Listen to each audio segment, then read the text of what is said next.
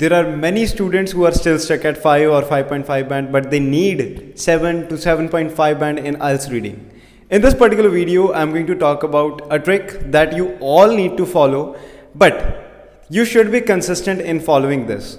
You should follow this for at least 30 days, and I bet that you can easily increase your score in reading up to 1 or 1.5 band easily. So just watch this video completely till the very end, because this video is already going to be very short and you will easily be clearing reading after watching this video and following the trick that I have told you for the next 30 days. So just watch the video till the very end. So to actually solve this problem, आपको एक चीज़ करनी पड़ेगी. Like the test of reading that you do every day, आपको हमेशा उनमें से कुछ words होंगे जिनके आपको मीनिंग नहीं पता चले होंगे.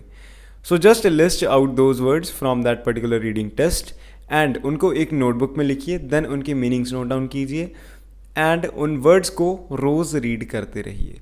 सो सब्सिक्वेंटली अगर आप रोज़ के 10 वर्ड्स भी निकालते हैं पर रीडिंग के अंदर, तो आप एक महीना पूरी तैयारी करके then you will be having 300 words with you. 300 new words you have learnt within last 1 month.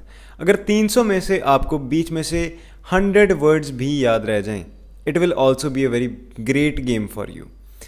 If you learn 100 words in a month, so you would get to know about different meanings, different kind of synonyms, how differently the words can be used in different places. So बहुत ज़्यादा अच्छी tip रहने वाली है आपके लिए ये. Just what you have to do is, जो भी आपने रीडिंग करी है, जो वर्ड्स उसमें से नहीं समझ आए उनको लिस्ट कीजिए, गूगल पे से उनका मीनिंग निकालिए एंड उनको रोज़ रेगुलरली रीड करते रहना. The main thing here is to read them regularly, because अगर रीड नहीं करते रहेंगे आप तो पिछले वर्ड्स वो लिखे ही रह जाएंगे नोटबुक के ऊपर और आपको वो याद ही नहीं रहेंगे. और काफ़ी सारे स्टूडेंट कहेंगे कि सर हम इस टिप को फॉलो करते भी हैं but we still are not able to improve our score in reading. What you do is, I know कि बहुत सारे स्टूडेंट वर्ड्स नोट डाउन भी करते हैं but they note down in a very rough form. At our institute also some students who are noting down the words, they just note down in a rough form, like on any page number on the last page of their notebook. So एक particular notebook यहाँ पर आपको लगानी पड़ेगी. ज़्यादा से ज़्यादा आपके 20 रुपये खर्चे जाएंगे या 50 रुपये खर्चे जाएंगे if you use and register.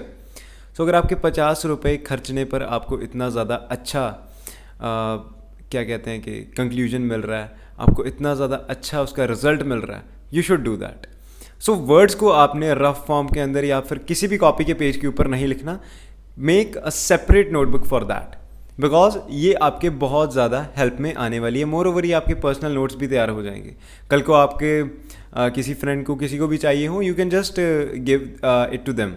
So just follow this tip. हमेशा जो भी वर्ड है जिसका नहीं मतलब पता चल रहा उसे सर्च आउट ज़रूर कीजिए. ऐसा नहीं है कि मतलब नहीं समझ आया तो छोड़ दिया उसे वहीं पर.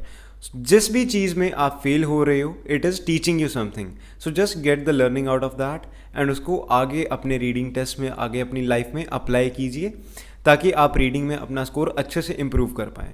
अ lot of students say that sir just give us tips. There is no tip. अगर मैं सच बताऊं, देयर इज़ नो टिप.